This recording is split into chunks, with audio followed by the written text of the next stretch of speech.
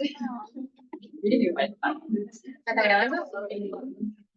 Bueno, ahora sí, vamos a ver cómo nos va grabando la clase de hoy para que por ahí los compañeros, las compañeras que no puedan venir presencial, si bien esto no se considera una cursada híbrida, porque si nosotros dijéramos que es híbrida, deberíamos tenerlos acá virtualmente conectados y bueno, y tomar de alguna manera asistencia en la virtualidad, cosa que es muy, muy difícil. Entonces, bueno, el teórico es presencial, la asistencia se toma solamente presencial, pero nos interesa que queden grabados para que por ahí el que no puede venir, porque tenemos compañeros, compañeras que no pudieron resolverlo de otras comisiones, entonces por lo menos que accedan como a la clase y a los contenidos, porque bueno, no sé si vieron, si ya pudieron avanzar un poquito con la lectura de los textos. Algo que nos va pasando es que por ahí los textos,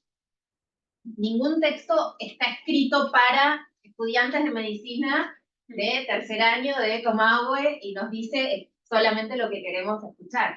Entonces por ahí es importante en este espacio ir viendo qué tomamos, ¿no? Con qué nos quedamos de cada uno de los textos, que no son varios, son bastantes, y a la vez tratar de enriquecerlos con algunas otras cuestiones. Por eso yo siempre les voy armando también el PDF, que van a encontrar en PEDCO, que están los PDFs del cuatrimestre pasado, pero yo me parece que les había avisado, que siempre les cambio algo. Entonces, por ahí yo no sabía si borrarlos todos, después siempre me piden que los deje para ir leyendo. Entonces, por ahí lo que voy a ir haciendo es ir actualizando clase por clase. Y así, si ustedes quieren, como ya tienen el cronograma, que les permite anticiparnos las clases, si ustedes quieren darle una leída previa, seguramente la clase va a ser muy parecida. ¿Sí? Si hay algún cambio, yo lo termino de definir el martes. Entonces no se los voy a poder anticipar demasiado por PEDCO, pero ya después de la clase sí les subo como el PDF nuevo, como en el caso del día de hoy, que tiene algunas pequeñas modificaciones. Ahí las vamos a ir repasando. Estamos trabajando con la unidad 1. ¿Sí?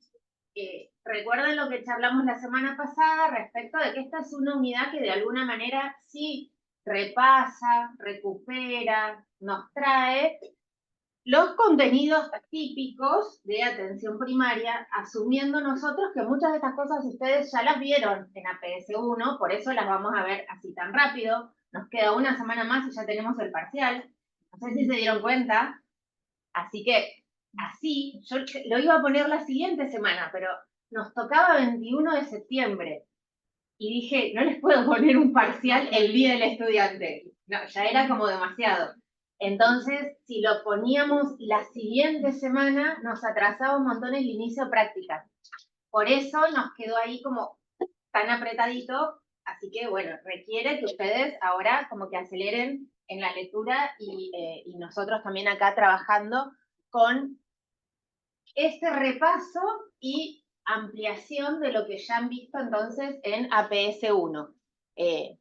Toda esta clase la voy a estar ilustrando con algunas viñetas de Tuce, que es un gran artista argentino y que justamente tiene en esto de la imagen, ¿no? Condensa algunos sentidos que son interesantes. No sé si acá en vivo lo van a llegar a ver, yo por ahí se las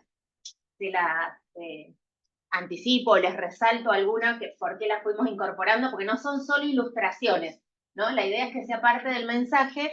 En este caso está Mabel diciéndole, y sí, bueno, te amo, Rubén, no me queda otra. ¿Por qué? Porque sabemos que esta es una materia obligatoria, ¿sí? Nosotros esperamos que ustedes de alguna manera se enamoren, que la puedan disfrutar, que les guste, pero bueno, pongámosle onda, bueno, no nos queda otra. Igual la tienen que cursar y la tienen que aprobar. Así que vamos a tratar, como yo ya les había anticipado la clase pasada, de sobre todo vamos a trabajar con el punto número 1 y el punto número 2 de atención primaria de la salud, de la unidad 1, perdón. El punto número 3, que son todas las cuestiones que tienen que ver con los determinantes sociales de la salud, ustedes van a ver que por ahí los vamos a retomar, sobre todo en las clases prácticas, en los ejercicios que van a ir haciendo en las semanas, pero no los vamos a trabajar tan en profundidad, ¿sí? Esto era una aclaración que quería hacerles respecto de la bibliografía, porque también se van a encontrar, y no sé si están ubicados, acuérdense de agarrar el programa y de leerlo. Acá yo puse la primera parte para que identifiquen bien todos los textos que entran en el parcial, ¿sí? Entra el texto de Bertolotto, el de López Fernández, el de Manuquian, el de la UPS, el de Rovera, el de Stolkiner, el de Tejada y el de Mario Testa. Todos estos son los que entran. Y acá están pintados con distinto color de acuerdo en qué momento están trabajados en qué teórico. Presten atención. La clase de Manuquian es una clase que está grabada en Pedco, que es una clase entonces virtual, asincrónica, quedó grabada la primera vez que dimos esta materia por el propio autor, que sí, él hizo esto que decíamos hace un ratito, que nadie hace, que es venir y hablarnos específicamente para ustedes. Bueno, Manuquian sí lo hizo, nos dio una clase específicamente para estudiantes de medicina del Comahue. Entonces está buenísima la clase, la tienen grabada, tienen un PDF que él nos dejó, que es bastante extenso, pero bueno, igualmente les puede orientar.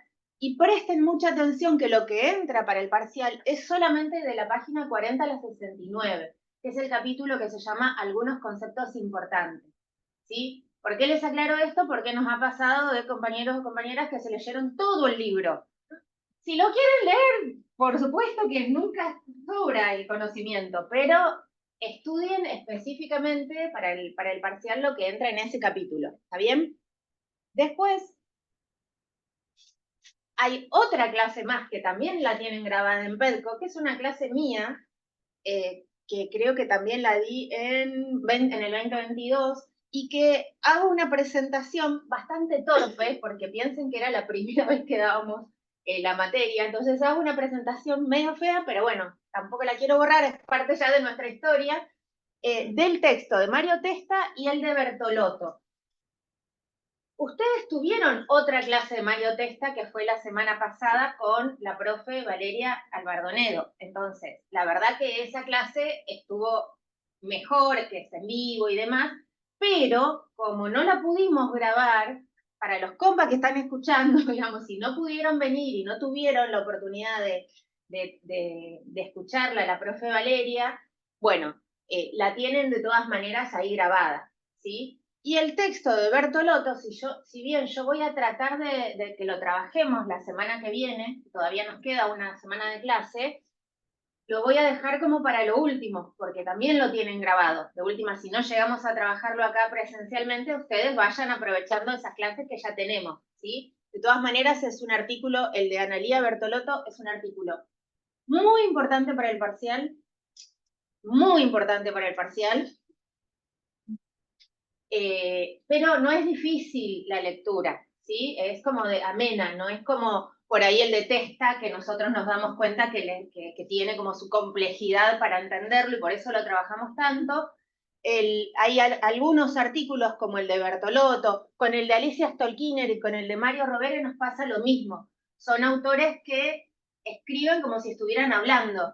Entonces los vamos leyendo y vamos entendiendo lo que quieren decir. Mario Testa, como es tan genio, no le sale como explicar así como a los mortales y necesitamos como seguirlo en su genialidad, sería, ¿sí? Y después, otra cosa que les quiero avisar también pensando en el parcial es, hay 3 textos que vamos a trabajar hoy. El de López Fernández, el de la OPS y el de Tejeda. Vamos a arrancar con el de Tejeda porque es el más importante para el parcial. Ahora lo vamos a trabajar. El de López Fernández también es muy, muy cortito, son 2 carillas, ¿sí? Pero es muy importante para el parcial. Y el de la OPS, yo les quiero avisar esto.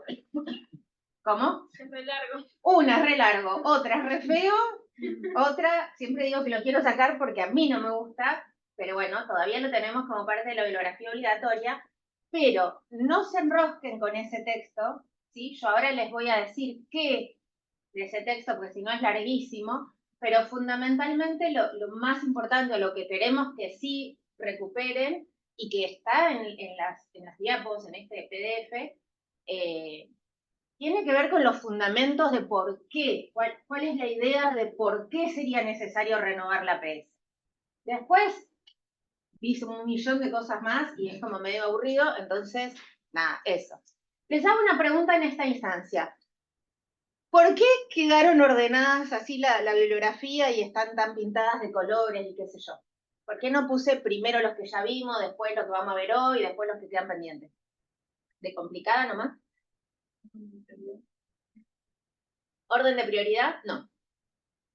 Porque Mario Testa, que es muy importante, quedó a lo último. ¿Por qué?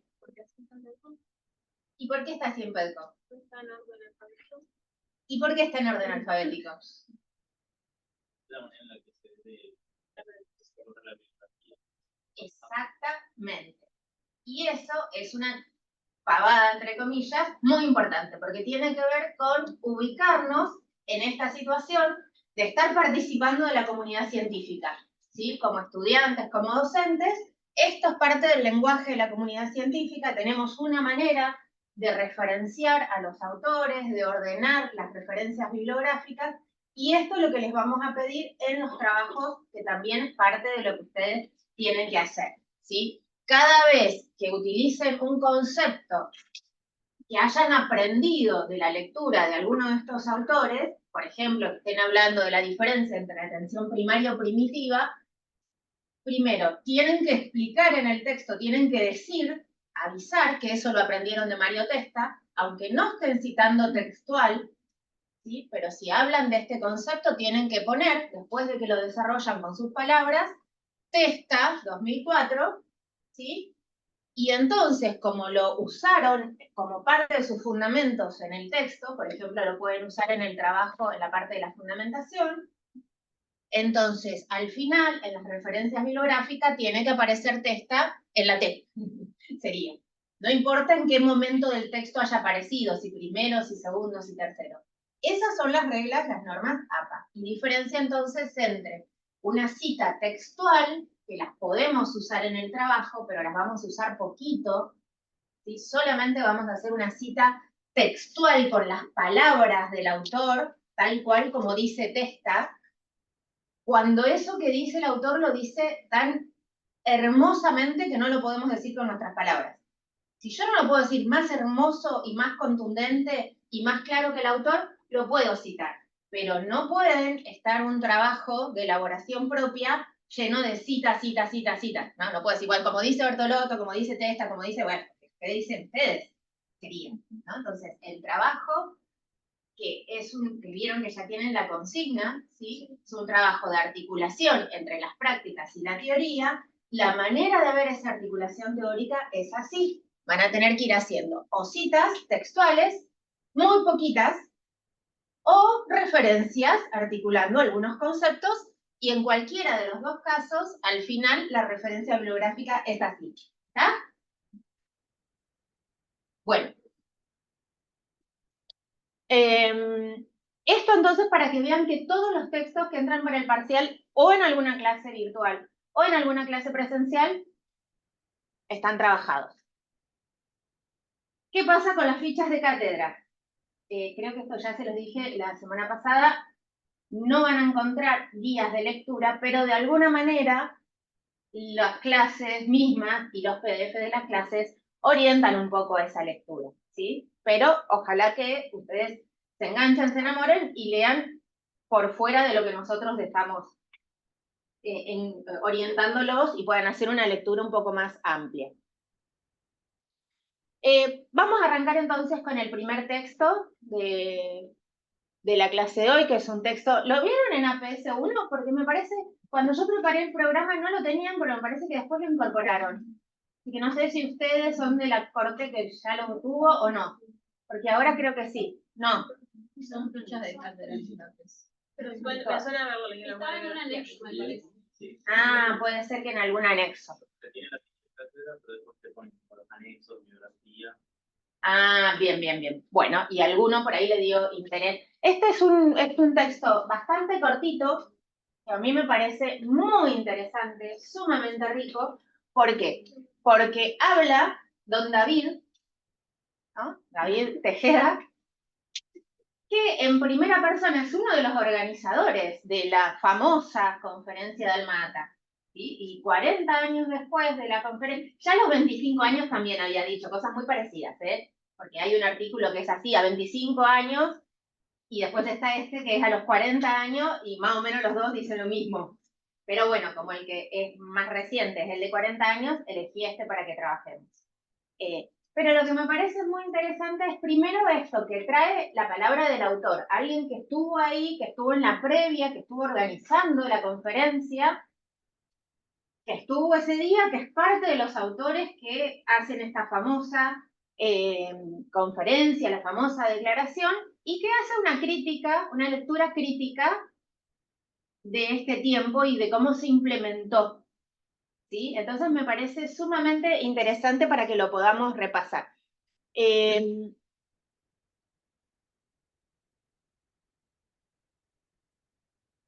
Una de las cuestiones con las que arranca el artículo, para reflexionar acerca de esto, ¿no? Es con el lema. ¿Vieron como el lema este tan famoso, Salud para Todos en el año 2000? Que ustedes, cuando nosotros lo decíamos, todavía faltaba para el año 2000. Ustedes probablemente nacieron después, y ya como que era un lema ya anticuado desde que ustedes nacieron. Sin embargo, sigue teniendo esta relevancia que, fíjense, que 24 años después de que ya no se haya cumplido, sigue siendo necesario traerlo como lema justamente, como lema, como bandera, y vamos a tratar de entender cuál es el sentido con el que fue planteado. Y algo muy interesante que dice el autor es que en realidad ese sentido original luego fue malinterpretado y distorsionado. Esta palabra me parece importante porque nos va a decir que no es que fue distorsionado, lo vamos a ver también con el concepto de salud enseguida, pero no es que fue que se fue diluyendo o que bueno, no se pudo cumplir porque era demasiado ambicioso, ¿no? ¿Qué escuchamos generalmente cuando dicen o cuando han trabajado? ¿Por qué no se cumplió el Salud para Todos en el año 2000? ¿Qué pasó? Porque era como un objetivo muy idealizado y Sí. nada, después los gobiernos, o sea, dependía mucho de la implementación de cada país o de cada gobierno, era como muy general, la situación de cada lugar es distinta. Perfecta síntesis de las críticas que generalmente escuchamos, ¿no? Que es que era un lema demasiado grande, muy idealizado, muy difícil de implementar, entonces que después no se pudo implementar. Punto. Bueno, lo que nos ayuda a pensar, a entender el autor, es que no es solo eso, sino que precisamente hubo un sentido distorsionado, hubo un sesgo para reducir, para malentender a propósito el sentido de lo que se proponía. Y que entonces podríamos decir que no es que no se pudo implementar porque era demasiado grande, sino que se fue a propósito, podríamos decir, confundiendo, distorsionando para que pierda ese sentido original y esa fuerza que tenía como lema. Ahora vamos a trabajar en función de eso, pero esa es la idea que estructura, ¿sí?, el artículo de David. Lo primero que nos dice entonces es que habitualmente se confunde o se confundió esta cuestión de salud, ¿no? Cuando decimos salud para todos en el año 2000 y cómo a partir de esto también se estructura toda la estrategia de atención primaria de la salud, lo que nos dice el autor es que el sentido fue distorsionado. Y lo primero que tenemos que pensar en relación a esto, o que nos invita a pensar, es, bueno, ¿cuál es la diferencia entre atender la salud o cuidar? ¿Cuál es la diferencia entre atender de manera primaria la salud o cuidar de manera primordial la salud? Esas son dos frases que suenan muy parecidas, pero que justamente vamos a ver que nos llevan a lados, ¿no? En una arrancamos para un lado, en la otra arrancamos para el otro. Entonces, cada una de estas tres palabras, atención primaria de la salud y cuidado primordial de la salud, significan cosas distintas. También había como un error de traducción o algo así. Exactamente, ahí vamos a ir con el error de traducción. Pero incluso ustedes me pueden decir, bueno, en atención y cuidado hay una diferencia, que ahora la vamos a ver, entre primordial y primaria, y salud, si es la misma palabra, ¿será la misma? Entonces, esta sería la primera pregunta que tenemos que hacernos, que es ¿a cuál salud hacemos referencia con cualquiera de las dos afirmaciones, ¿no? Entonces, ¿cuál es la definición de salud que conocen? Que conocemos todos. Bien. Perfecto, así con tonito y todo. Entonces, ¿qué pensamos de esa definición? ¿Qué es un qué? Ah, entendí.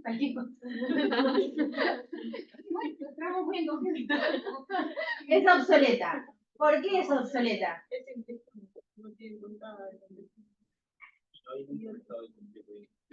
Bien. Está más la palabra estado. También la palabra estado, como que era un estado hasta con un proceso. El estado de bienestar es subjetivo para diferentes personas. Bien. Hay diferentes estándares. Esto ya lo saben entonces. Vamos bastante rápido. Esta es la famosa crítica, ¿no? Sin embargo, se sigue usando, ¿no? Van a encontrar publicaciones científicas del 2024 que arrancan diciendo, bueno, empezamos planteando que la salud es tatatí, tatatá, ¿no? De hecho, van a tener unas clases con nuestras en la unidad 2, que es una clase de epidemiología, que también está grabada, y que la profe que invitamos, que era una referente de epidemiología, arranca la clase diciendo esta definición. O sea, todos la seguimos usando, a pesar de estas críticas que ustedes enumeraron, que es muy importante tenerlas presentes. ¿Sí? Tanto a la cuestión, que lo que vamos a criticar es que se trate de un estado. ¿Por qué? Si no es un estado, ¿qué es? Es un proceso. El completo bienestar es idealista, nadie se siente en completo bienestar. Y además, si yo no tengo completo bienestar, pero tengo bastante bienestar, ¿eso me asegura que estoy sana? Si yo siento bastante malestar, ¿eso dice que estoy enferma? No. ¿Sí? La única que se animó a decirlo. ¿Por qué? Porque ahí ya, digamos, vean que se nos dificulta pensarlo, porque estamos muy acostumbrados, a pesar de que hacemos la crítica, estamos muy acostumbrados a asociar bienestar con salud, aunque no sea completo, aunque no sea un estado, ¿no?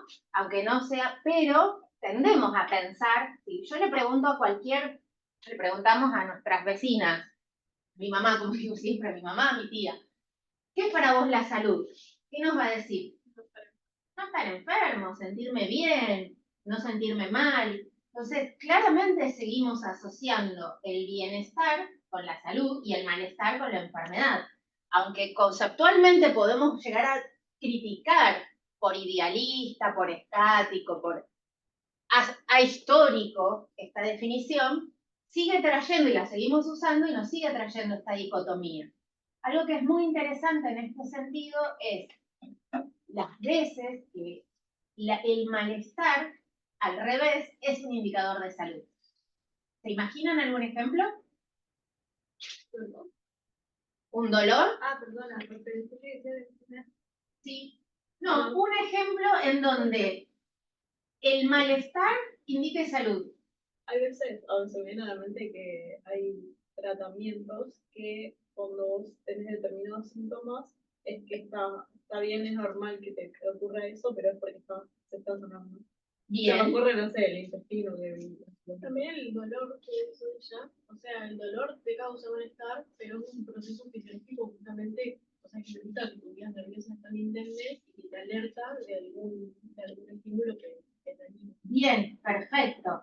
Porque ahí tenemos un ejemplo clásico, ¿no? Que lo usa mucho Alicia Stolkiner, que dice, bueno, si yo voy a una fábrica donde, por ejemplo, el nivel de ruido es tóxico y hay 100 personas trabajando que se sienten lo más bien, lo más probable es que esas personas se sientan bien a costa de haber perdido capacidad auditiva. Y si llega alguien escucha bien, lo más probable es que a los 15 minutos empiece con náuseas, con mareo, con dolor de cabeza, ¿sí? Ahí tendríamos un ejemplo en donde por ahí 1 de 100 personas se siente mal, van a llamar al médico ¿por quién?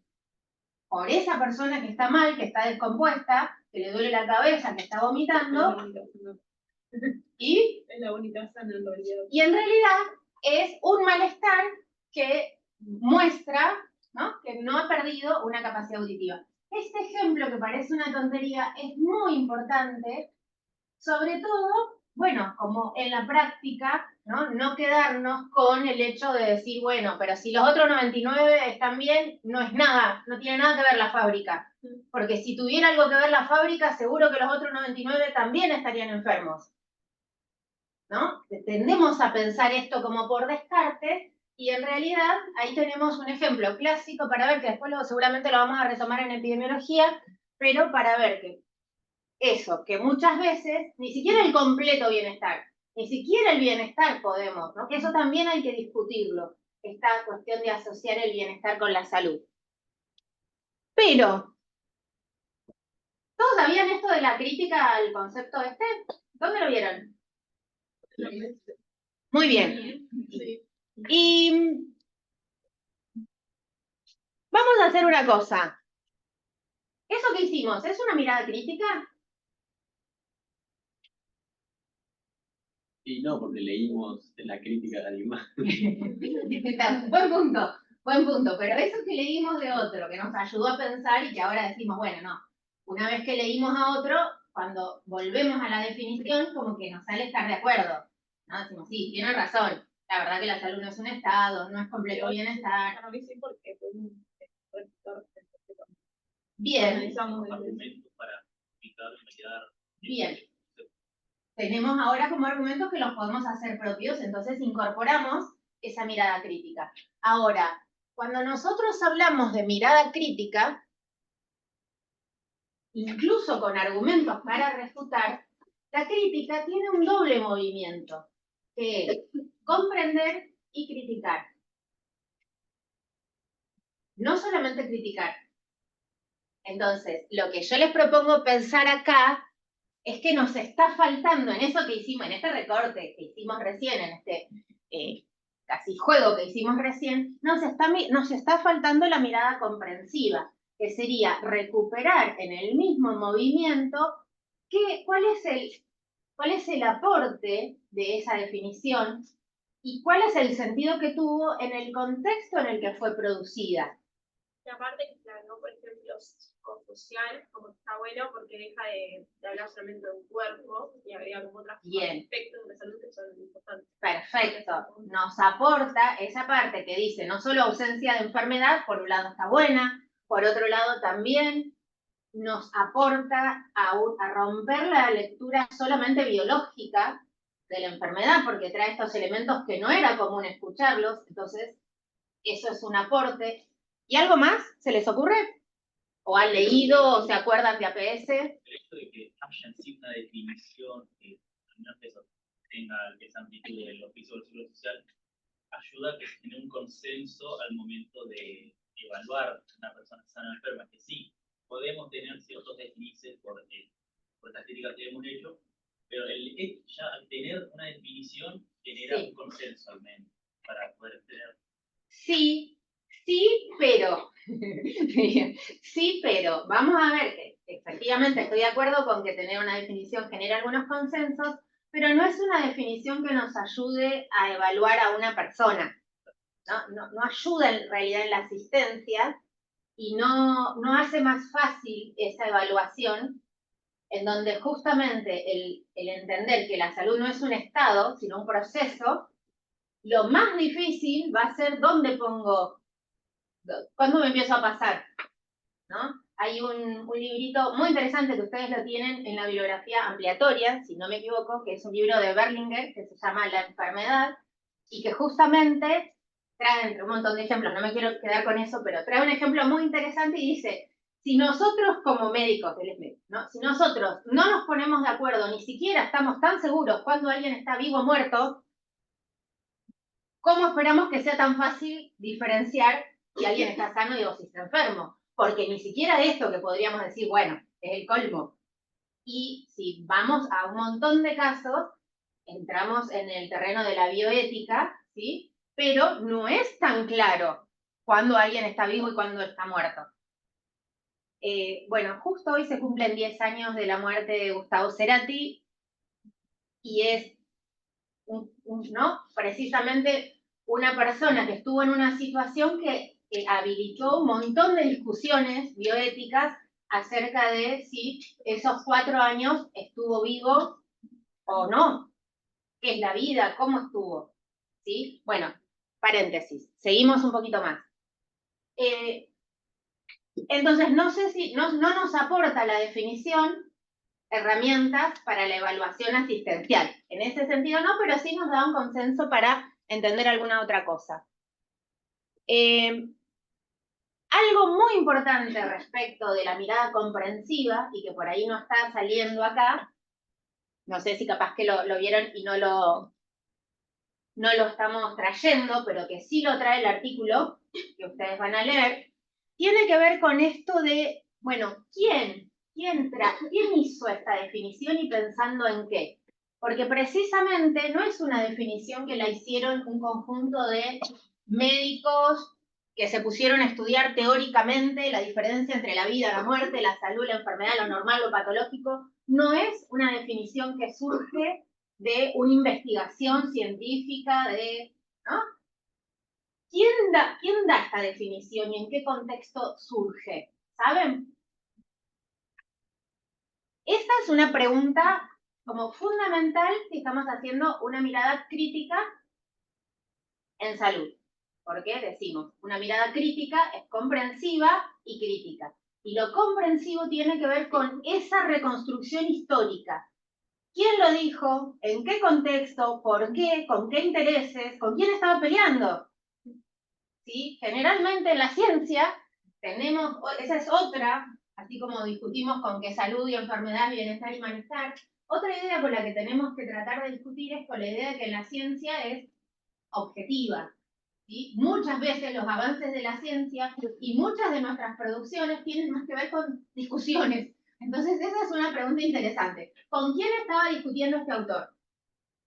Y eso va a ser parte de la tarea que, bueno, los que ya tuvieron comisión hoy la saben, y por ahí les spoileo a los que van a tener comisión hoy a la tarde o mañana, porque ustedes van a tener que trabajar con algunos de los textos de la unidad 1, y la primera pregunta, capaz que ustedes también la vieron, pues ya se lo subí a Pedford, ¿no? Pero la primera pregunta va a tener que ver con eso. ¿Quién es el autor? Y cuando yo pregunto quién es el autor del artículo, no es para que me digan, el autor es Mario Testa, como me contestaban en el cuatrimestre pasado. Entonces ahora le agregué, que fui como más explícita. Bueno, ¿quién es? ¿Con quién está discutiendo? ¿De dónde es? ¿Qué está haciendo? ¿Por qué escribió esto? ¿No? No quién es la persona que escribió, quién es el autor. Autor como categoría de producción, ¿sí? Entonces, eso también entre paréntesis porque tiene que ver con el ejercicio que ustedes van a tener que hacer para entregar para el ensayo de parcial. Pero esta entonces es una pregunta muy importante. Si nosotros decimos, es la definición de salud clásica de la OMS, ¿quién es la OMS? Sí, muy bien. Mario Testa. Sí, muy bien. Pero ¿quién es la Organización Mundial de la Salud? Es un conjunto de representantes de muchas naciones, Sí. aunque predominan más fuertes económicamente que yo, por ejemplo, Estados Unidos. Y Sí. nada, son equipos interdisciplinarios, o sea, no son médicos, son solamente Bien. como de varias profesiones. Perfecto. Y eso es todo lo que sabemos. Bueno, muy bien. Y un poco el contexto no tiene que ver con que después de la Segunda Guerra Mundial está entrando en lo que era la Guerra Fría. Muy bien. Porque ¿qué tiene que ver entonces la Segunda Guerra Mundial? Los derechos humanos tienen ahí como un reflote y va a ser como una perspectiva muy importante después de la Segunda Guerra Mundial, pero también es un momento como que conmociona, ¿no? La humanidad, esto de pensar, bueno, ¿qué somos capaces de hacer los seres humanos entre nosotros? Y en ese contexto y en el marco de las Naciones Unidas surgen, ¿no? Ciertas alianzas entre países que dicen, bueno, vamos a tratar de evitar matarnos, por lo menos, yo se lo digo así como muy sencillo, ¿no? Y parte de las Naciones Unidas, entonces, un sector dice, bueno, ustedes piensen en salud. Y esa parte de las Naciones Unidas que se dedica a pensar estrategias colaborativas para tratar de que no nos matemos, punto número 1. Y punto número 2, tratemos de tener la mejor salud posible, es la Organización Mundial de la Salud. Como actor social del campo de la salud fue muy importante entre la Segunda Guerra Mundial y los 80, los 90, ya ahí no solamente se fueron desvirtuando algunos de sus aportes, sino que ya hoy en día son bastante criticados, no por eso menos relevantes, ¿no? En términos de cuando dicen que hay que hacer algo, nadie puede como ignorarlo del todo, podemos seguirlos un poco más, un poco menos, hay una mirada más crítica, pero sin duda la Organización Mundial de la Salud fue un actor clave, ¿no? En la salud del mundo como actor que marcaba líneas a seguir, por lo menos en el mundo occidental. Y entonces, algo que nos dice el autor en este artículo es que tenemos que tener en cuenta otra cosa respecto de lo que pasaba en el mundo después de la Segunda Guerra Mundial. Y es que se empezó a discutir justamente el lugar y la relación entre Estado y economía. ¿Sí? El famoso estado de bienestar, ¿le suena? Estado benefactor, le llaman en alguna otra traducción. El Estado que interviene en materia económica era un modelo, ¿sí? Versus el Estado liberal, o sea, el Estado que no interviene en ninguna de esas cosas y que cada uno más del lado del sálvese quien pueda, sería. Muy esquemáticamente lo estoy explicando, ¿sí? Pero vean que cuando sale esta definición, salud es el completo estado de bienestar, biopsico, sociofamiliares. Y no solo la ausencia de enfermedad, lo que nos va a decir el autor es que en realidad era una definición política, era un llamado a los estados de las Naciones Unidas a ocuparse de la salud, entendida no solo como asistencia sanitaria, sino cuánto de la salud tiene que ver con nuestras posibilidades de tener una buena alimentación, educación, recreación, tiempo libre, etcétera, etcétera, etcétera. ¿Sí? Entonces, la importancia de esta definición, que está buenísimo llegar a la crítica, pero antes de llegar a la crítica tenemos que valorar ese aporte como lema, como bandera, como posición política en el sentido de política sanitaria, ¿sí? Política en el sentido de una manera de entender el mundo, una manera de entender las relaciones entre los seres humanos, ¿sí?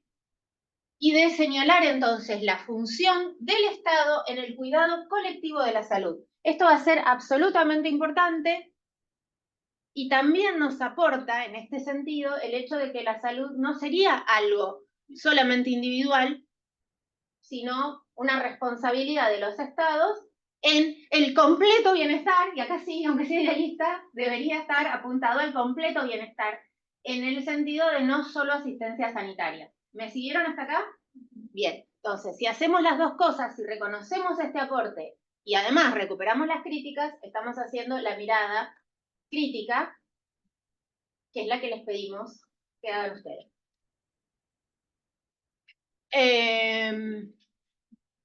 Bueno, esta es una frasecita del artículo que ustedes tienen que leer, de David Tejeda, que justamente sintetiza esto que estuvimos hablando, ¿no? El autor lo que plantea es que no es casualidad que no entendamos todo esto, sino que hay una deformación profesional para que la salud pierda ese carácter social y la sigamos mirando como algo individual.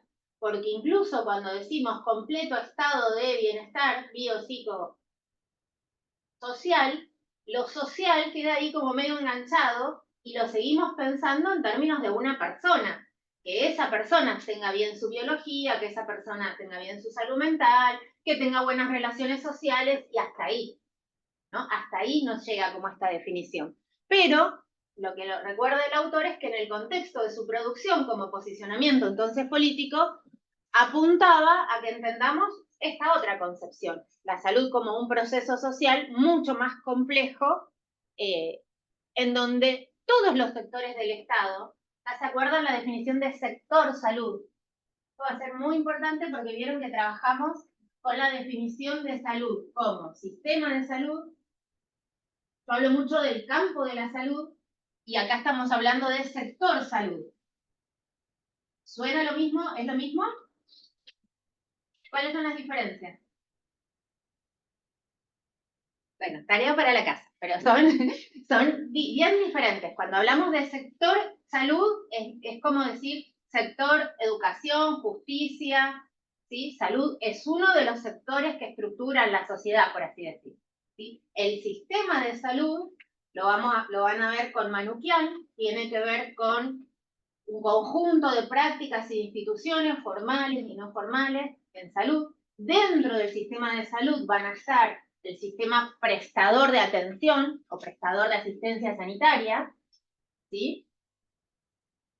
¿Y cuál me faltaba? El campo de la salud. Cuando yo hablo del campo de la salud, es reconocido como un espacio de lucha, ¿no? Donde se interjuegan distintas teorías, distintas dimensiones, y por eso, en ese sentido, la salud como campo, hablamos de actores sociales que juegan más o menos en ese campo de lucha, sería.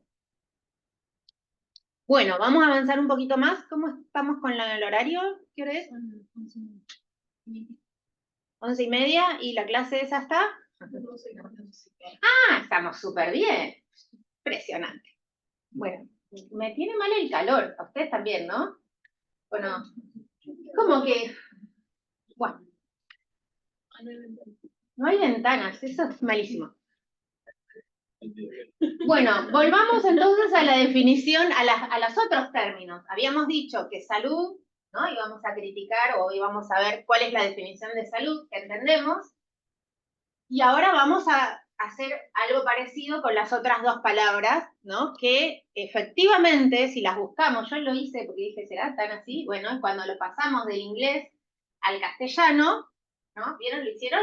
Bueno, háganlo, es una tontería, pero es interesante porque efectivamente, si buscamos cuidados primordiales de la salud, nos quedan las mismas siglas, las mismas palabras en inglés, la misma frase, que no me la hagan pronunciar porque soy malísima, que la que usamos está primary. A ver, ¿alguien que sepa inglés? ¿Cómo se pronuncia esto? Muy bien. Si la buscamos en el traductor, cualquiera de estas dos frases nos dan las mismas traducciones en inglés. Entonces lo que dice el autor es que fue pésimamente mal traducido, que teníamos las dos opciones para traducirlo al castellano. ¿Por qué elegimos atención primaria y no cuidados primordiales? Bueno, a ver, la palabra atención, ¿a qué nos remite?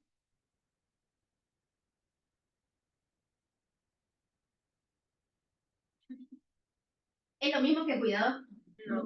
No. ¿Por qué? ¿Qué significa cuidado entonces? Atención pone como más vertical la relación Sí. médico-paciente. Perfecto. Entiendo. Cuidado. Perfecto. Remite más a la consulta médica, digamos. Atención remite más a una consulta, ¿sí? Y a la consulta médica. ¿Cómo? Atención suena algo más inmediato, me parece. Como darle atención a algo. Sí, ahí, bien. Como un servicio. Bien, exactamente.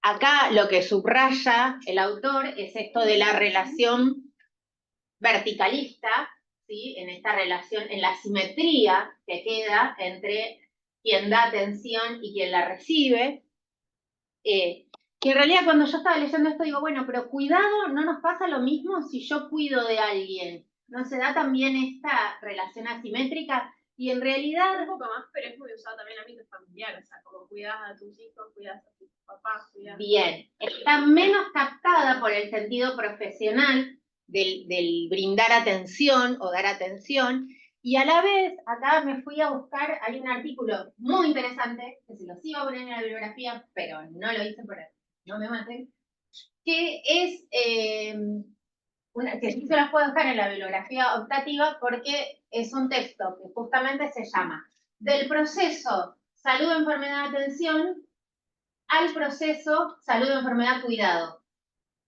Habla de esta transición entre por qué en salud colectiva dejamos de hablar de salud, enfermedad nada más y ya fue un paso superador hablar del proceso salud, enfermedad, atención, y cómo cuando empezamos a hablar de cuidado estamos disputando el sentido que tiene, ¿no? Este término de atención, porque atención nos queda muy del lado del modelo médico, ¿sí? Del modelo médico hegemónico, que tiene sus características, sus rasgos distintivos, que se heredan, quedan como un color con el que se tiñe todas sus prácticas, ¿sí? ¿Y cuáles eran las características del modelo médico hegemónico? Exactamente. Entonces, esas características quedan heredadas en los procesos de atención. En cambio, cuando hablamos de cuidado, lo que dice este artículo, que no se los puse, pero que les invito a leer, es que hay una polisemia, o sea, que significa varias cosas, una polisemia, y que en esto se refleja como esa lucha de sentido, pero podemos identificar algunas dimensiones, ¿no? Por un lado, cuando hablamos de cuidado, justamente como nos remite lo que decían ustedes recién, ¿no? Nos remite también al ámbito un poco social, familiar, entonces pareciera que tiene más que ver con esto de cuando no solamente te atiendo como profesional, sino cuando le pongo un poco como de cariño, te estás quedando dormida, te doy levantarte a lavarte un poquito la cara, porque me da pena, te vas a caer acá. Bueno, esa es una de las dimensiones que tiene que ver, ¿no? Y que quienes dentro del campo de la salud o de nuestros sistemas de salud, ¿quiénes suelen definir su objeto de trabajo como en relación al cuidado? Muy bien.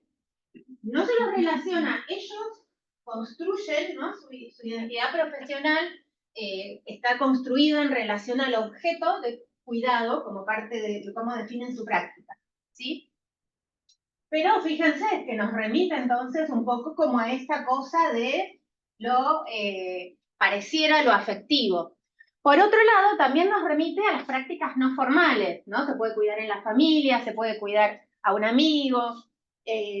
También usamos muchas veces esto de decir atención y cuidado cuando estamos tratando de referirnos a un tipo de práctica que supere lo asistencial, ¿no? Esto de lo puntual, como decían ustedes, que nos lleva a la integralidad en el sentido de pensar prácticas de prevención, de promoción, ¿sí? Hay un cuarto sentido, que es el que más se desarrolla en el texto, que tiene que ver a una forma de repensar nuestras prácticas de salud. Empezar a repensar que esas prácticas que están casi siempre organizadas en función de la mirada profesional hacia el usuario, hacer esta revolución, ¿sí?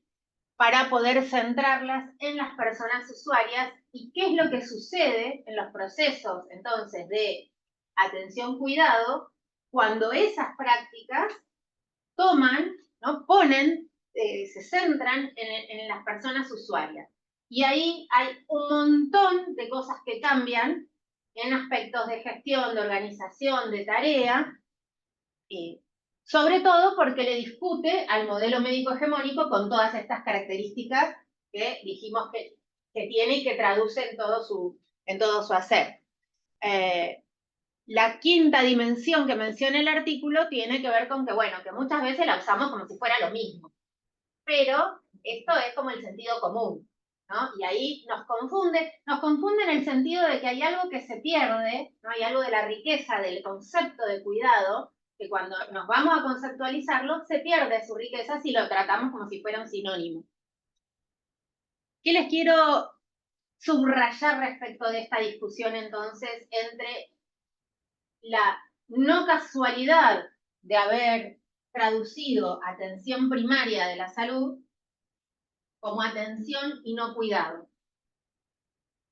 En definitiva, lo que está detrás de de este cambio de término es una diferencia entre, es una diferencia que nos remite al debate entre la preocupación por la eficacia y la preocupación por la eficiencia. ¿Sí? Las prácticas de atención son prácticas que se pueden contar. Yo puedo decir cuántas consultas hice en un día. Ahora, ¿para qué estoy haciendo esas consultas? ¿Qué es lo que busco? ¿Cuál es el objetivo de mis prácticas en salud? Eso es una pregunta por la eficacia. Es, ¿qué tengo que producir para producir salud? Esto van a ver que es un atravesamiento que lo vamos a tener que retomar en la unidad 2, en la unidad 3, en la unidad 4, porque todo el tiempo va a ser una preocupación que nosotros la nombramos como una preocupación ética, ¿sí? Ético-política, es decir, no podemos estar trabajando en salud con anteojeras, haciendo y haciendo y haciendo, sí, cantidad de consultas, sin preguntarnos el para qué. Y cuando introducimos esa pregunta de para qué, el término cuidado o producción de salud, producción de vida, van a ver que nos trae como justamente esta otra dimensión que excede solamente eso que tiene que ver con un tipo determinado de atención técnica en el tiempo. Cuando veamos la unidad 3, trabajamos fuertemente con un autor que es Chorny y que arranca un artículo que es bastante larguito y lindo, hermoso, pero que arranca el artículo diciendo, bueno, si vamos a trabajar planificación en salud, lo primero que tenemos que decir es esto. Nosotros planificamos en salud para la salud. Dice, bueno, obvio. Dice, bueno, esto que no suena obvio, no es tan obvio, porque justamente tenemos que empezar a planificar pensando cuál es la salud para la que estamos intentando planificar, porque de eso depende absolutamente el método que vayamos a utilizar, ¿sí? Bueno, pero me estoy adelantando, se lo vamos a trabajar en la unidad 3. En este momento, entonces, sí me interesa subrayar esto, que hay una pregunta ética que tiene que ver con el ¿para qué hacemos lo que hacemos en salud? Y que a esa pregunta nos remite esta palabra de cuidado y que entonces también nos trae un montón de otras definiciones posibles de salud que son mucho más interesantes o que por lo menos empiezan como a superar, a romper esa cuestión, esa explicación positivista, ¿sí? Del modelo médico hegemónico. Acá les traje una solo a modo de ejemplo que tiene que ver con la concepción mapuche de la salud, que habla justamente de una relación permanente con la naturaleza, en armonía, en equilibrio con la madre tierra, vivir sin violencia, vivir con afecto y empatía. Vean cuánto más compleja es la salud, es la definición de salud en relación al buen vivir del pueblo mapuche que el completo estado de bienestar biopsicosocial. En este sentido, entonces, el último énfasis que les quiero hacer respecto de esto, de la pregunta ética, decíamos recién, ¿no? Del para qué nuestras prácticas, nos ayuda a pensarlo un autor que es Fernando Ulloa, que relaciona el cuidado con la ternura, ¿no? Pero no la ternura como, somos buenos, sino precisamente como un posicionamiento que nos lleva a pensar en la empatía, que se define conceptualmente en relación a la empatía, al buen trato y algo que él llama miramiento, que me parece un concepto muy interesante, porque tiene que ver con reconocer al otro como otro, poder mirar al otro como alguien ajeno a mí mismo.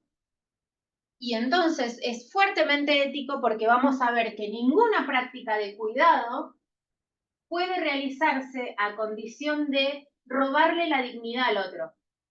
Volviendo al caso de Gustavo Cerati, ¿sí? No podemos atender a alguien, pero no podemos cuidar de alguien en su humanidad si perdemos este miramiento que pone por delante entonces el concepto de dignidad.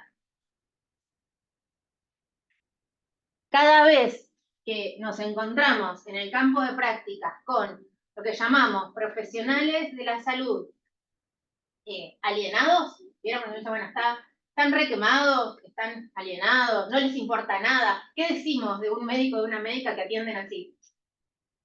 ¿No? Perdiendo de vista que enfrente hay un ser humano con toda su historia. Eso un poco es lo que queríamos recuperar con el documental, que sabemos que ustedes ya lo vieron, ¿no?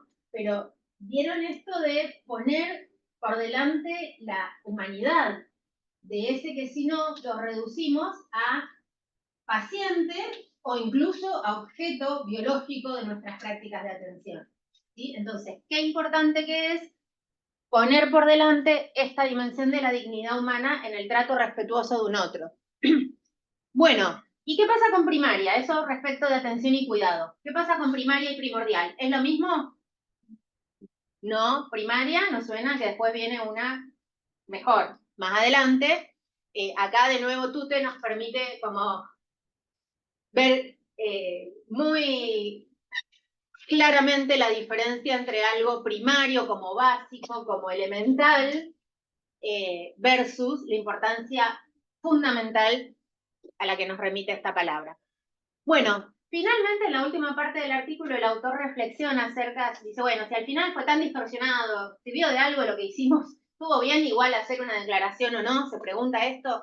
Entonces, él dice que sí, recuerda mucho esto, todo el carácter democrático que tuvo la conferencia, porque tuvo mucho trabajo previo, estuvieron como un año preparándola antes, con un montón de mecanismos participativos, como un año antes, más allá del día del encuentro, y bueno, como que rescata entonces el valor de la conferencia, más allá de que después estuvieron estas interpretaciones cerradas,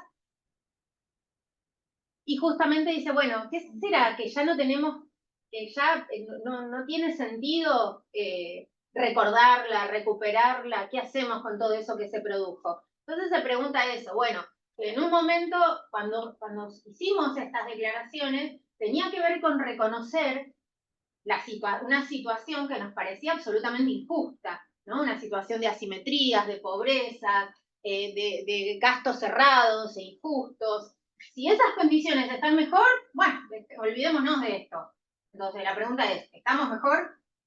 Claramente no. Entonces vamos a tener que ahí revisar si en lo que nos corresponde como profesionales de la salud hay algo que podamos hacer. Y esta también es una pregunta política, porque el riesgo de cuando entendemos que esto no es solamente asistencia sanitaria, sino un proceso social complejo, el riesgo que a mí me gusta como anticipar acá, advertir, es decir, bueno, pero esto no depende de mí, es tan complicado que yo no puedo hacer nada. Cuidado con esa idea porque ahí estamos como desresponsabilizándonos. Que la salud no dependa solo del sector salud no significa que no podamos hacer nada. Al contrario, como actores del campo de la salud tenemos un rol protagónico en cómo pensar este tipo de acciones en nuestras comunidades, ¿sí? Y para eso, bueno, la salud como campo, la salud pública y la atención primaria de la salud nos invita a revisar ese posicionamiento, ¿sí? En la última parte del artículo hace como un repaso de los aportes más importantes de la declaración, que les sugiero que lo revisen, porque es muy cortito, pero está muy bueno. Y articulamos esto entonces con la necesidad de renovarla. Yo les decía hace un ratito, no vamos a trabajar todo este texto porque es muy pesado, pero vean, presten atención cuando arranca el texto de la OPS de la necesidad de renovar, que nos anticipa que la estructura del texto tiene estos tres partes, ¿no? Que primero va a fundamentar por qué renovar la APS, después va a hablar de la construcción de los sistemas de salud basados en APS.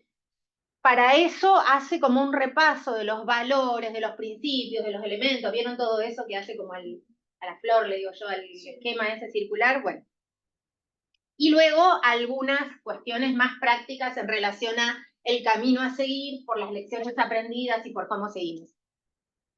Esta es la estructura. Es un poco lo que les decía Valeria la clase pasada, ¿sí? Siempre que vayan a estudiar un texto, es muy importante ver cómo se pensó. ¿Cuál es el título? ¿Por qué se llama así el artículo? Nunca es una tontería, ¿sí? Si no sé, si el artículo se llama atención primaria o primitiva, y yo en el parcial les pregunto, ¿por qué Mario Testa habla de que la atención primaria puede ser, la atención en salud puede ser primaria o primitiva? Es una pregunta no primaria, es básica, es primordial, ¿sí? Porque en base a eso se estructuró el texto y se los está diciendo en el título. No necesitan una guía de lectura para eso, ¿sí? Con esta pasa lo mismo. El título es, bueno, tenemos que renovar la atención primaria. ¿Por qué habría que renovarla? El punto número 1 va a ser el más importante, ¿sí? Y en este sentido, en esas primeras hojitas, que son 2 o 3 hojitas, nos dice, nos da las razones que justifican la necesidad de renovarla y argumenta en este sentido, bueno, hay razones obvias que pasaron 40 años, pero no es por eso nada más que habría que renovarla, sino, bueno, que tenemos nuevos desafíos epidemiológicos, tenemos necesidad de corregir cómo fue implementada la atención primaria de la salud, porque en esto de los diferentes enfoques se fue degradando, desarrollamos a la vez nuevas herramientas y nuevos conocimientos. Bueno, revisen un poco entonces esto, que son las razones que justifican, ¿sí?, por qué conviene renovarla. Algo muy importante es que no dice solamente actualizarla. La renovación implica esta que va a ser su nueva palabra favorita, una revisión crítica, ¿sí? Revisarla críticamente no significa dejar de lado su estandarte, lo que significaba, su aporte, sino precisamente todo lo contrario. Pero a eso le llamamos una revisión crítica. Una revisión crítica que recupere sus aportes y trate como de ir, ¿no?, cuestionando toda esa implementación en sus sesgos. Bueno, y de la hermosa flor, el corazón siempre es importante, el centro, ¿sí?, que tienen que ver con los valores, y vean que son 3 valores que nos van a acompañar durante toda la cursada. Vamos a hablar mucho del derecho a la salud, vamos a hablar mucho de la equidad y de la inequidad, y relacionado con la solidaridad, ¿sí? Así que esto también. Bueno, y vamos al tercer y último texto que vamos a trabajar en la clase de hoy, que me quedan, son 5 minutos, son menos 10. ¿Y hasta qué hora era la clase? Oh, nos va a sobrar tiempo, estoy muy contenta. Bueno, últimos 10 minutitos de la clase. Con esto de que sea menos cuarto y cuarto me reconfunde el tiempo, porque no sé por qué no lo hacemos de y media a, bueno, porque no llegan ustedes, ya sé, pero me reconfunde. ¿Qué pasa con el texto Repensar la Carta de Ottawa? 30 años después. Tiene literalmente así 2 carillitas. Es muy cortito. ¿Y qué es lo que nos parece esencial de este texto? Que el autor va a plantear una doble interpretación de lo que fue el texto de la Carta de Ottawa. ¿Sí? Ustedes se acuerdan, porque también la leyeron, la tienen. Es muy interesante. Yo la volví a leer, no sé si 30 años después, pero la volví a leer mucho tiempo después, y cuando la volví a leer hace poco, dije, pero estaba buenísimo, miren lo que dice, ¿no? Está buenísimo lo que dice la declaración. Sin embargo, la carta, sin embargo, nos va a pasar algo parecido que con estos lemas, ¿no? Hay como una manera de reivindicar lo que la Carta de Ottawa venía a decir, y hay como una manera más bien degradada de eso que nos está planteando. Vean, yo acá puse una parte que es como que me parece fundamental, se las voy a leer rápidamente, porque dice que la promoción de la salud consiste entonces en darle a los pueblos, habla de pueblo, los medios necesarios para mejorar su salud. ¿No? ¿Cómo hago entonces promoción de la salud? Tengo que trabajar para que los pueblos tengan mejor control sobre su salud. Y luego dice que para alcanzar ese estado adecuado de bienestar, acá la famosa definición, un individuo o grupo, ahí la arruinó para mí porque deja como, bueno, ¿no?, un individuo o grupo, o no sé si lo arruinó, ahí se abren estas 2 interpretaciones posibles, ahí lo vamos a ver, ¿sí? Debe ser capaz de identificar, realizar sus aspiraciones, sus satisfacciones, etc. Por consiguiente, dado que el concepto de salud como bienestar trasciende la idea de formas de vida sana, la promoción de la salud no es algo solo del sector sanitario, que esto es lo que venimos diciendo, ¿sí? Ni más ni menos. Vean que si decimos lo mismo, pero cambiamos los individuos mantenemos el concepto de pueblo que traía al principio, esa es la diferencia entre las dos interpretaciones de la Carta de Ottawa que el artículo trabaja, ¿sí? El artículo básicamente nos trae esta idea, que es que hay dos posturas contrapuestas en la manera de entender cómo tenemos que hacer para hacer promoción de la salud. Yo te lo voy a decir así, muy sencillo, y ahí lo repasamos. Pero hay una manera de entender la promoción de la salud, más bien individual, y hay otra manera de entender la promoción de la salud, más bien orientada a los pueblos. A esta le llamamos, bueno, es una postura más política, que reconoce entonces la salud como una cuestión compleja, como una cuestión colectiva, como una cuestión del bienestar de los pueblos, y hay otra lectura que nos llevó a tener una serie de recomendaciones para que comas sano, hagas actividad física y todas estas cosas que decimos. ¿Sí? Esas son las dos posturas y son muy importantes. Pregunta de parcial, después no digan que no les avisé. Entonces, ¿qué significa? Por un lado, si entendemos que la promoción de la salud es un planteamiento político, tiene que darnos herramientas a quienes, al sector salud, a los gobiernos, a quienes estamos en gestión, a quienes estamos en educación, a todos, tiene que darnos herramientas en el campo para apuntar a que las personas y las comunidades puedan tener mejor estado de salud. Yo siempre pongo acá como un ejemplo yo trabajé muchos años en el hospital de Huergo, no sé si conocen, recientemente la localidad tiene varias calles asfaltadas, pero durante mucho tiempo solamente tenía calles de ripio, menos una, la central, y entonces nosotros trabajábamos con un equipo de promoción de hábitos saludables con personas que tenían sobrepeso y obesidad, y una de las recomendaciones era salir a caminar. Es imposible salir a caminar, porque trataron de caminar mucho tiempo en calles de ripio con muchas piedritas sueltas. Además, si llovía, era imposible ir a cualquier lado, digamos, ¿no? Pero digo, ¿cuántas veces una de las articulaciones que pudimos hacer desde el programa de hábitos saludables tuvo que ver con un trabajo con el municipio, y a partir de un trabajo con el municipio y de que el municipio entendiera su responsabilidad en la promoción de la salud, se crearon los circuitos, ¿sí?, de caminatas, que no resuelve todo lo que significa el ripio, ¿ok? Pero es un ejemplo, ¿no?, de cómo cambiar el énfasis de la responsabilidad individual a pensarla de manera más colectiva. Entonces, de esta manera, lo que nos dice el aporte de la Carta de Ottawa busca justamente que si yo me voy a sentar con un intendente, con un secretario de salud, con alguien, poder recordarle su participación en esto, que no es que de la salud de la gente me tengo que ocupar yo porque estoy en el hospital. Entre todos tenemos que hacer y tenemos que darle prioridad a esto, y qué es lo que pueden hacer. Y eso sí es responsabilidad mía, también como actor clave en el campo de la salud, ¿sí?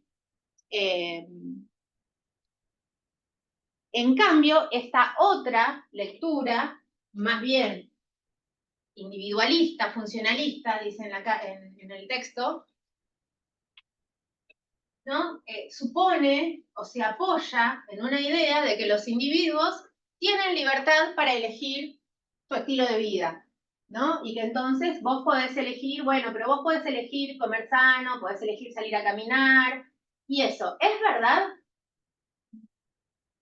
No se cumple en todos los casos. Sí, hay personas que sí van a poder decir que no todos tienen el mismo acceso a una alimentación saludable, a poder pagarse. Incluso si yo tengo una media luna y una manzana, ¿tengo libertad para elegir? Sí. Está súper cercada, ¿no? ¿Está? Cercada. ¿Cómo? Por el contexto que te vende la media luna como algo mejor Y también te genera una saciedad. Gracias. Porque entonces, cada vez que culpamos a una persona por elegir la media luna y no la manzana, nos olvidamos de eso, que nuestra manera de decidir no es individual. Está absolutamente condicionada por cuestiones sociales. A ver, ¿es casualidad que hoy todos estemos con más o menos una remera y un pantalón acá? ¿Por qué nadie vino con un vestido de fiesta? Si eran libres, ¿no tenían un vestido en su casa? ¿O una camisa? Un informe social que dice que a la facultad hay que venir de remera y tanto no. Exactamente. Entonces, todas nuestras elecciones están siempre condicionadas. Obviamente que tenemos un margen de libertad. Podemos elegir abrigarnos un poco más, abrigarnos un poco menos, usar una musculosa. Estoy transpirándome todo y me hubiera gustado ponerme una musculosa, pero siempre, como seres humanos, nuestras conductas, y sobre todo las conductas que tienen este fuerte incidencia de nuestras formas de socialización, como por ejemplo la comida, ¿sí? No se eligen con libertad. ¿Y esto qué significa? Que no le vamos a decir a un paciente, mire, tienes que comer menos grasa. Bueno, no significa eso. Significa que nos tenemos que acordar, ¿para qué? Para después no llevar el debate, por ejemplo, a mí me tocó escuchar a un médico que decía, no lo vamos a internar en terapia intensiva, porque está mal, porque él elige fumar. ¿Eso se puede hacer? Pero ¿de dónde saca el médico esta idea? Bien. De que hay individuos más fuertes que tienen más poder de convicción para elegir la manzana, no la media luna. Yo elijo no fumar, elijo salir a caminar. Y entonces tengo más salud y tengo más derechos que los demás. Y en esa línea, antes decían que el VIH era como una enfermedad de adquisición voluntaria. Exactamente, exactamente. Es muy interesante pensarlo en relación a ejemplos que nos suenan, que los podemos ver más claros, porque por ahí todavía hay algunas situaciones, yo les traje la del cigarrillo, porque es lo que es verídico, esto que les estoy contando, pero también sucede mucho, por ejemplo, con las adicciones. Las adicciones que siguen generando mucho estigma entre nosotros, ¿no? Es donde más cuesta ver, ¿no? Bueno, ¿por qué? ¿Por qué le voy a dar un respirador a ella que se droga y no se... ¿no? Cuando hay escasos recursos empezamos a cuestionar quién tiene derecho a usarlos y los derechos, ¿no? Los pensamos en relación a si alguien pareciera que eligió cuidar su salud o no. Bueno, en esa manera de entender la elección, estamos pensando que los humanos son menos humanos de lo que son.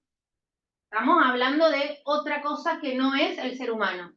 El ser humano somos todo esto. Somos todo eso que nos dice que comer la manzana, pero que después vamos y nos comemos la media luna. Somos todo eso. ¿Sí?